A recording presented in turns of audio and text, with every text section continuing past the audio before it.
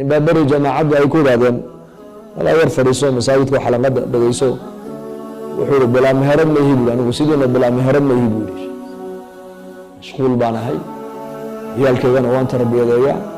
raalli baad iga ahaanaysaa haye waan kaa nahay raalli jamaacadka dacwaddan waxaa lagu yaqaanaa sabirka mogta haalib u ah iska sabra 3 sano kadib bay haddana la hadleen wuxuu warnin waa soo dhadhowahay iminka buuri waa soo dhadhowahayo caruurtaydan dibadda jaamacadaha ma wada dirayaayo markaan iyaka iska diro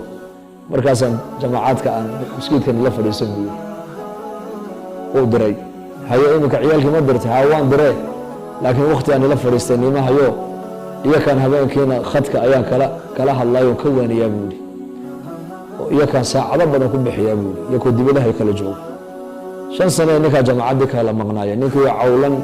oo madoobaaday oo fool xumaaday ayay maalin masjidka ku arkeen bal noo waran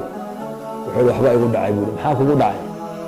saddexdii ciyaal dibadaha u kala daray haa midna uu waashay buuri haye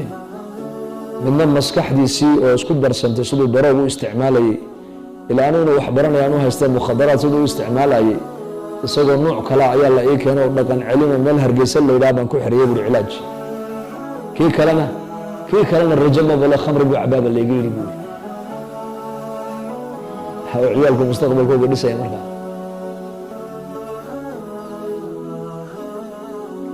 mustaqbalka ubadka diinta lagu dhisaa ilaahay baa la baraa oo nabigooda la baraa sallallahu alayhi wasallam oo quraanka la baraa